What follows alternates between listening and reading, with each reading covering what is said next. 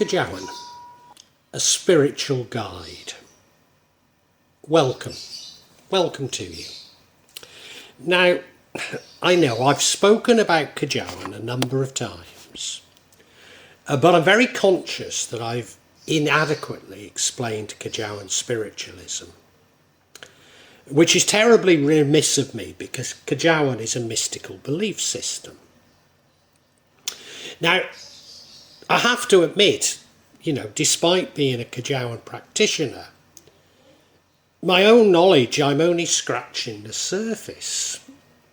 After all, I'm an Englishman, just about. Yes, I live in a village where Kejawen dominates. But I don't speak Javanese and my Bahasa Indonesia is not so good. So I'd never really understand the nuances. And there'd be many people, experts on Kejawen, who would disagree with my interpretation. However, the more I sort of get into it, the more it confirms either my prejudices or my beliefs. Why I'm doing this is clearly I speak English, or at least English of a fashion. For mine is an English with many pronunciations that owe themselves to the Norse dialect and the Celtic dialects rather than the Anglo-Saxon and the Norman.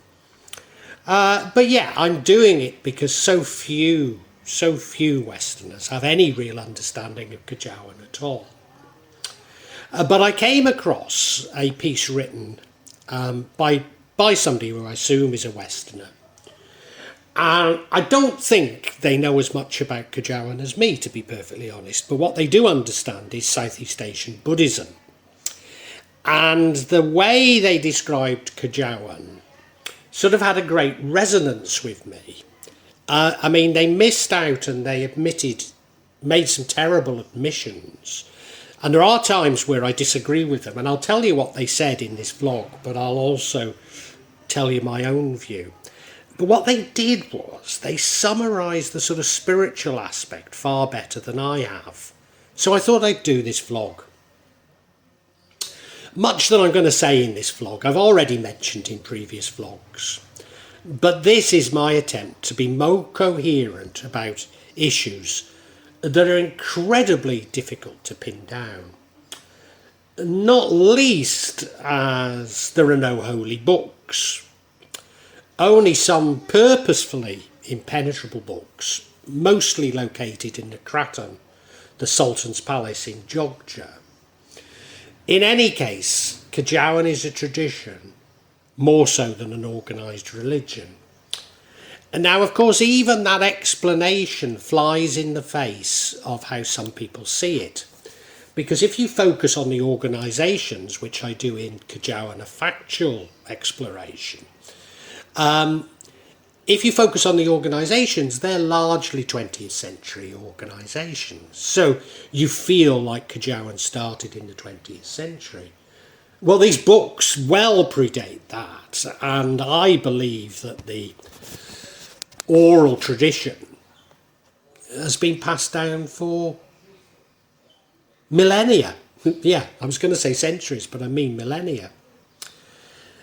So Kejawen is a metaphysical search for harmony within one's inner self, a connection with the universe and ultimately God.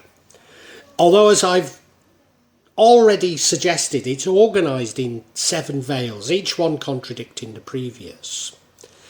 And so much that I'm saying in this belongs to the higher veils. So I suppose I've somewhat covered the lower veils, which are magic, but it's not something I sort of devote a great deal of attention to. I've certainly explored my own interpretation of the higher veils.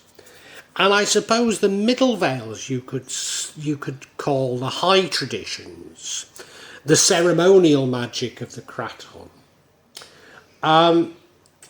Kejawen like other Asian religions, believes in, if you like, a super consciousness that can be tapped into through meditation. So the aim of the Javanese mystical tradition is that of experiencing unity with God, just like Shaivism, Taoism and other Asian religions. Although I would argue it has more in common with the Sufi tradition within Islam, particularly the higher veils, and it's these higher veils that attempt to experience a unity of God. And now, Kejawen is distinct from Javanese Hinduism. Nevertheless, there are very, very many similarities. And the two did merge harmoniously and seamlessly in Java some 2,000 years ago. So, you know, this is what this writer said. So I agree with that. You know, Kejawen isn't a 20th century thing. It's been around for millennia. And that's due to its more spiritual background. Although I should add that Hinduism very much merged with Buddhism, only to separate in modern times. So it's more in modern times that we get these big distinctions between, if you like, these religions or belief systems. Beliefs. Well, I think even at its lower levels, lower veils, Kejawen is a search for the correct way to live one's life. To find a spiritual way to true life, Urip Sajati, from Urip meaning life and Sajati meaning true. Achieving a harmonious relationship between oneself and God. Hence the saying, Jumbuing Kalau Gusti, Jumbu meaning good, harmonious relationship, Kalau servant and Gusti, Lord or God. So Kejawen very much emphasises doing the right thing. Not because of fear of sin or hell, but because of a universal awareness that every good deed to others is actually done towards oneself. Kejawen teachings encourage one never to calculate the reward of every action. Good deeds for others should be done for their own sake, not because of seeking the rewards in heaven. I've mentioned that Kejawen, we really don't believe in karma in the same way that Buddhists and certainly the New Age do. Although we frequently use the word karma, and indeed I do. But this idea of acting selflessly, because we're all connected, and I see it, our consciousness is connected, is at the centre of this difference. I don't believe that the universe wants to judge, so it doesn't see right and wrong, good and evil, but simply seeks balance. My wife calls it alam, meaning nature rather than the universe. And I suppose this is the basis of what we do call karma and others would call karma. But there are distinct differences. In Kejawen, kindness to others is a necessity. Goodness will bear goodness, and every good deed we do to others will return to ourselves. But not in the mechanistic way of karma.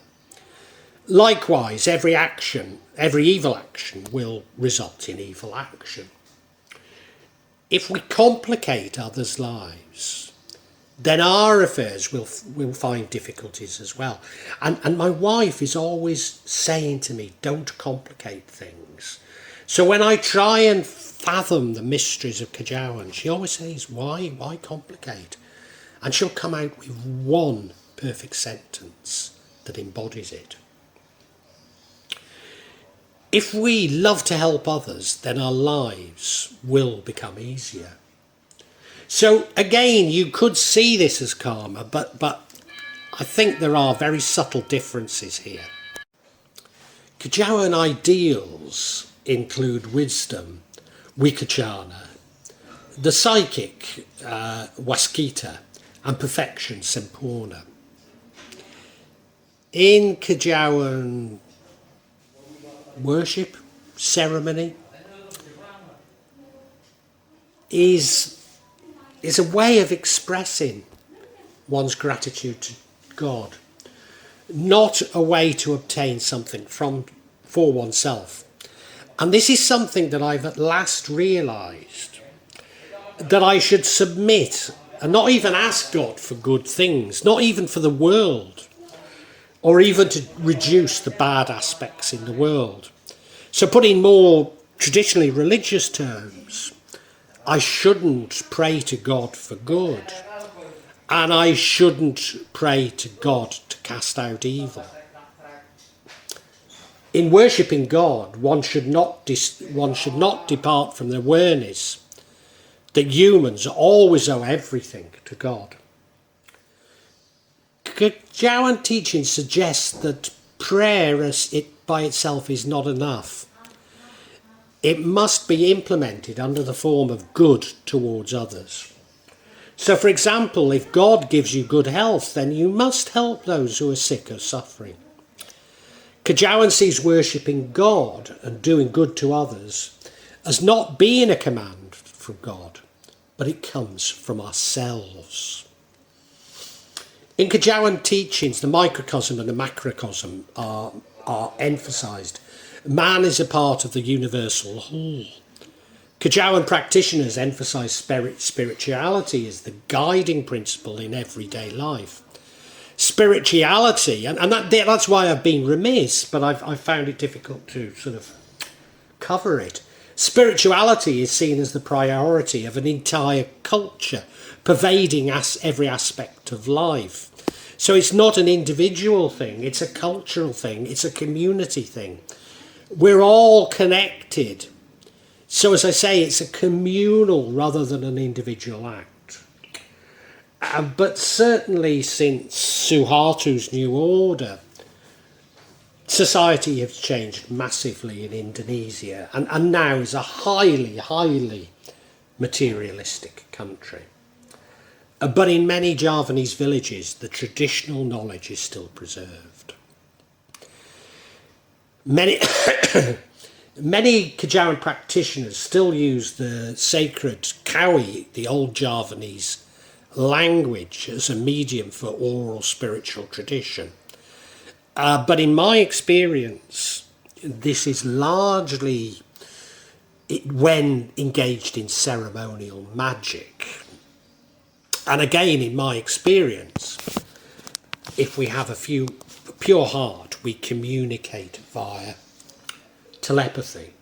However, what I have found is that spirits from different times and cultures as ourselves can be difficult to understand. So maybe if we restrict ourselves to kawi, it's easier. Principles. What are the principles of Kejawen? Well, I suppose the most fundamental is Mamayu Hayuning Bawono. And it's the equivalent of the Balinese philosophy of Tri Hiti Karana. It means the harmonious relation between people, amongst people in society. The harmonious relation between people and nature. And the harmonious relationship between humans and God. And we're reminded of this in the Wayang, the Gunungan, which is a three-sided mountain, which I often describe as being good, evil and unknown side. But I think I really ought to start presenting it in the terms of relations between people and society, between people and nature, and between people and God. To preserve the beauty of the world in a broader sense, meaning to preserve the universal welfare of everybody in the world. And indeed, I say everybody, all living creatures and all inanimate objects, all of God's creation. The basic lesson is total surrender to God as the source of everything. Sankang Parengan Dumandi. And to live harmoniously with all living and non-living things of the universe.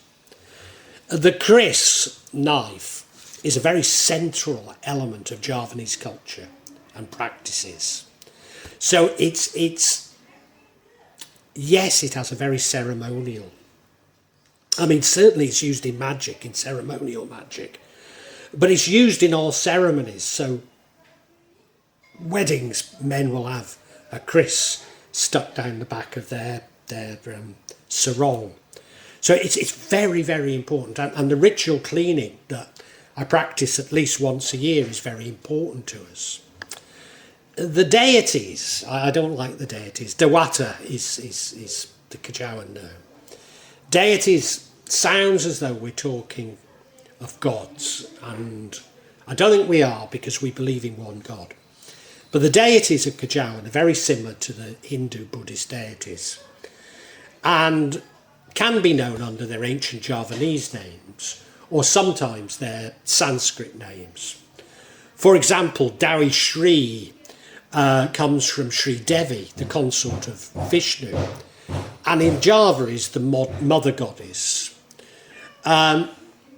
Although, and the person who was, I've taken a lot of this from, said wrongly thought of as the goddess of fertility and rice, but Dawi Shri is the goddess, is the rice goddess, So it's a slight misinterpretation, that. I mean, maybe it's a misinterpretation by the Javanese of the Hindu goddess. I'd go along with that, but I think he's misinterpreting it, that it's a misinterpretation to see her as the goddess of rice, because she definitely is. Semar, of course, doesn't have a direct equivalent within Hindu Buddhist deities. Semar's a Falstaff type character, a trickster, acting as an intermediary between God and man in the Wayang. He's the clown, he's the servant and guardian to the heroes of the Bhattacharya, the Javanese version of the Mahabharata. It would be wrong, however, that this author does, not to mention Nira Rodriguez, the Queen of the Southern Seas, who I've spoken about at length in other vlogs, but certainly to those of us living in the Jogja area, she is paramount to our beliefs. Of course, spirits are central to the Javanese religion, as indeed they are all over Southeast Asia. And these include ancestral spirits, guardian spirits, such as of holy places, wells, trees, caves, etc.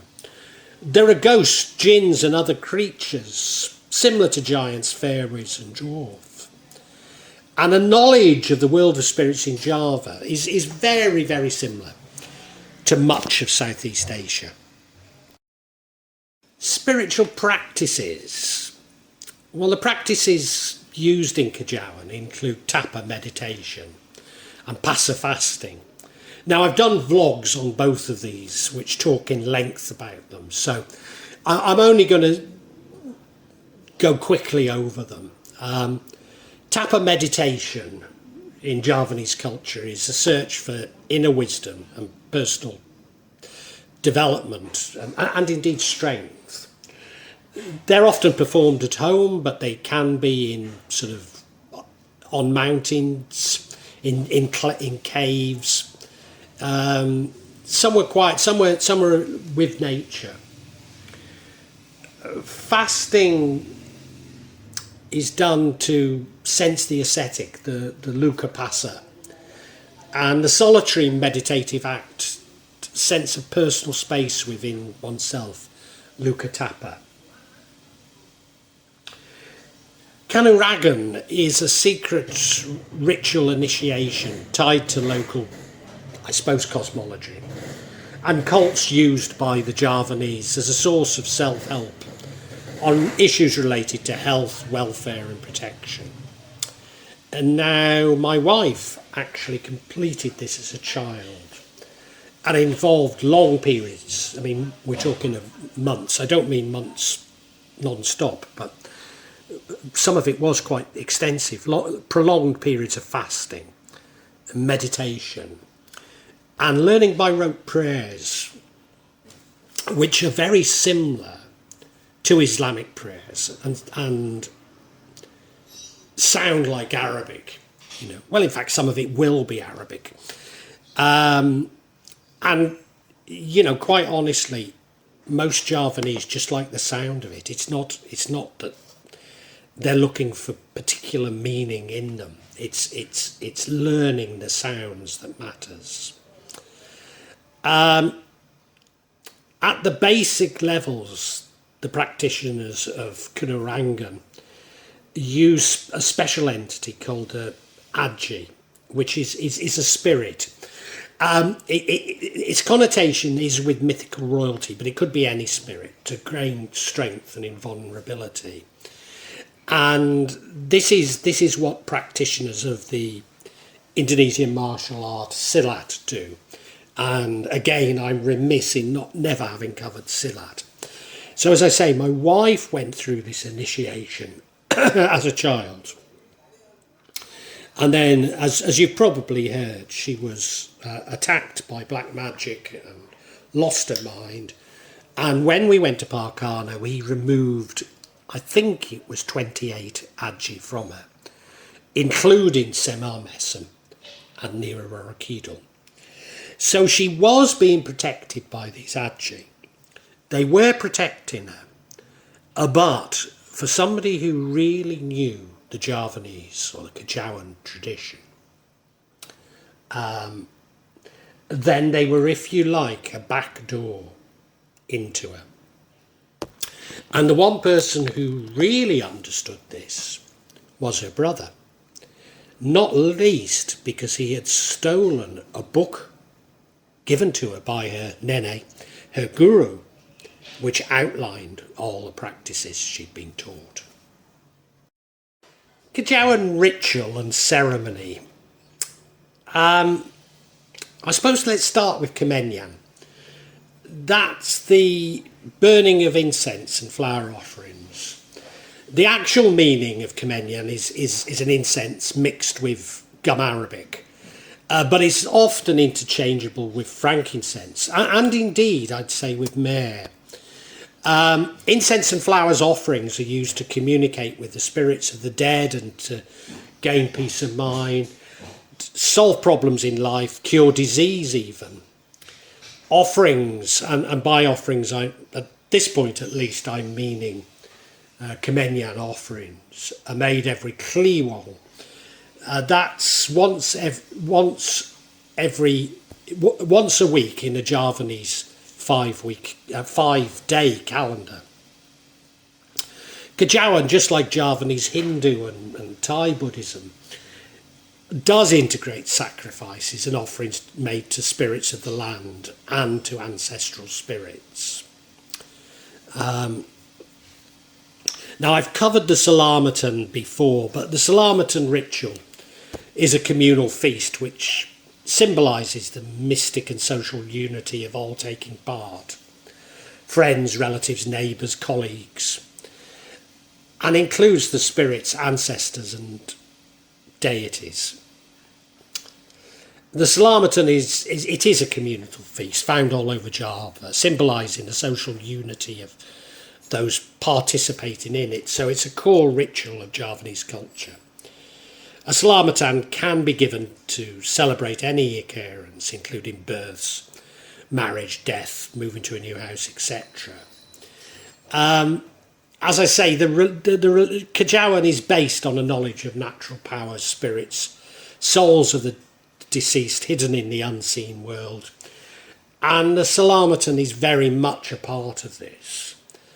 So after the death of somebody, and again I've covered this before, but on the third day, 7th day, 40th day, 100th day and 1000th day anniversary, a Selamatan is held to remember the deceased relative. Food is eaten that's meant to be a sacrifice for the soul of the dead person, and after 1000 days the soul is supposed to disintegrate. And interestingly, this person suggests be reincarnated, and reincarnation isn't something that I find many Kejawen practitioners have a belief in. Now, a typical thing that's cooked, and it's virtually always cooked, is nasi tupeng. And that's a conical dish of rice, yellow rice, so it's coloured with turmeric, in the shape of a sort of a gunungan, possibly Mount Meru, possibly it symbolises Mount Meru, and placed in a lotus made of banana leaves. Bursi Desa, which occurs in my village, and I hadn't realised that it was a part of the tradition, so I must take part because it means cleaning the village. And people literally go out and clean things up around the village. It happens on a Sunday. I don't know if that's significant at all. Kejawen external rituals include dance, large-scale mounds of fruit and vegetables hoisted on the shoulders of men, often in embroidered and ornate costumes, and indeed animal sacrifice. But beyond that, the heart of the philosophy is all about achieving harmony and balance. It's beyond a religion because of Kejawen very much represents the lifestyle of the Javanese. Cultural practices, well, we've got to mention the wayang, the puppet figures. And they tend to be based on the Mahabharata, although the Ramayana is also important, and indeed local stories. Wayang does predate Javanese Hinduism. Now, the author claims that the original wayang were much more beautiful in the past, and I can believe that. But he suggests that because Islam shuns the human form, they became stylized symbols rather than actual figures. Now, I have to say I'm not sure about this because Indonesians really don't shun the human form. Certainly the Sufi saints Sunan Kalijaga did merge wayang with Islam.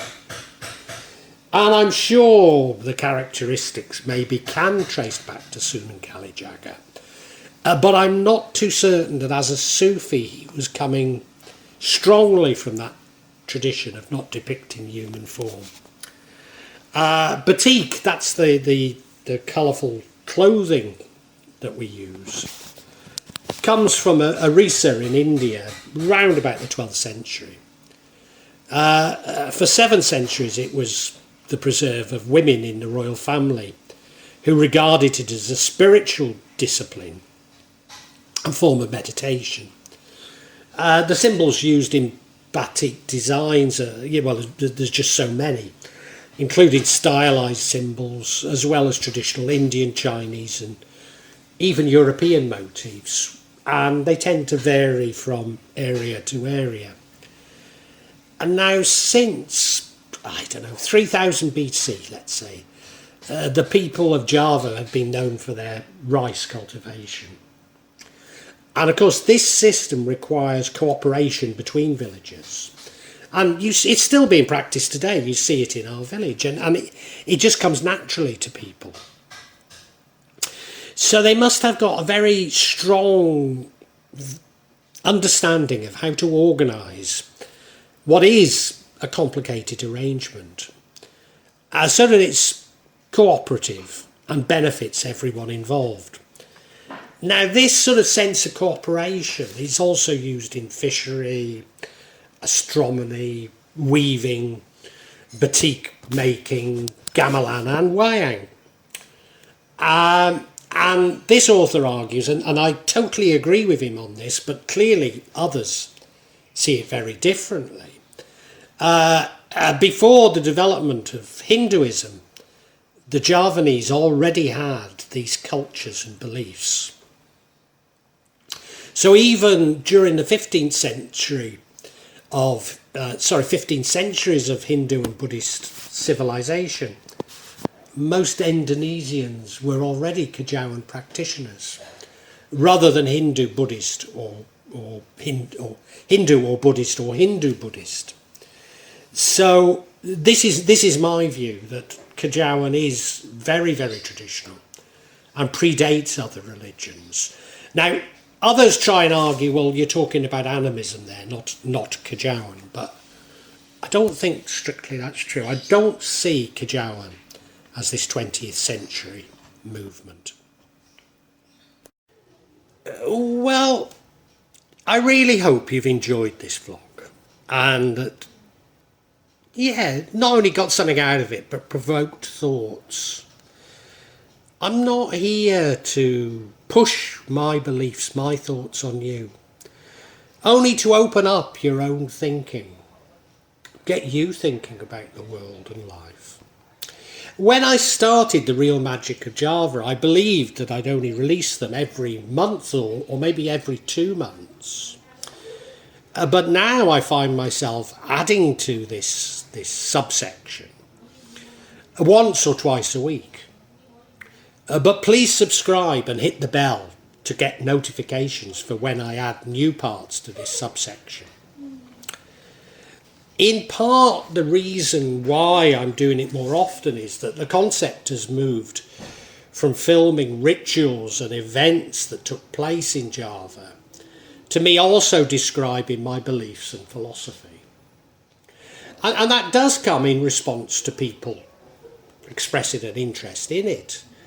But of course, you know, me actually seeing rituals and events really doesn't happen so often.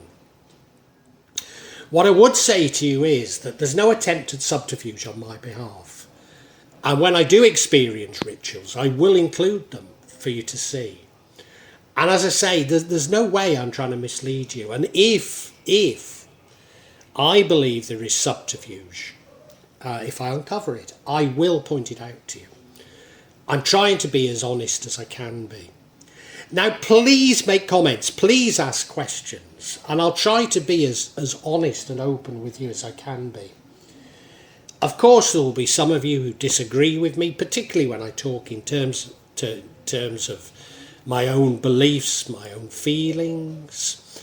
And, you know, you're welcome to alternative feelings, and we can agree to disagree.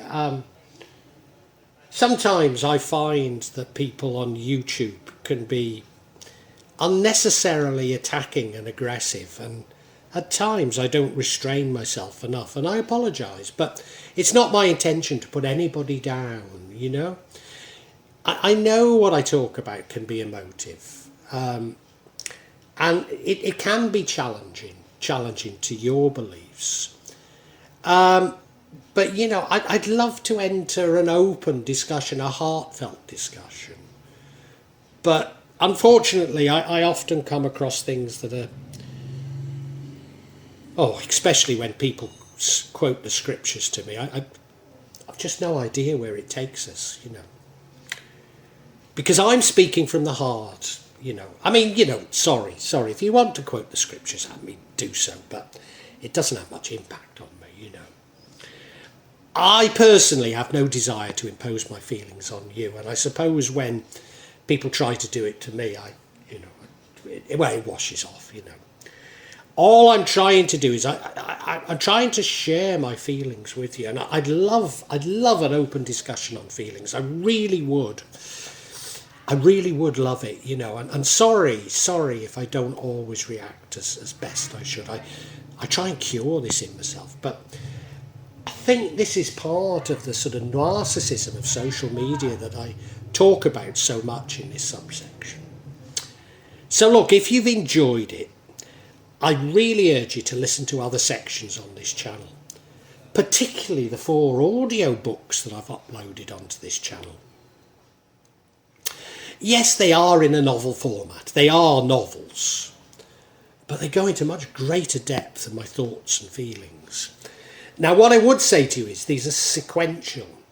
So my thoughts and feelings develop as we go through each chapter and each book.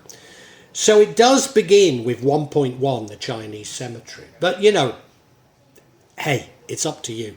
Feel free to dip in as you wish, as you want. And, you know, really heartfelt thanks for listening to this. And I really want to say a great big thank you and God bless you.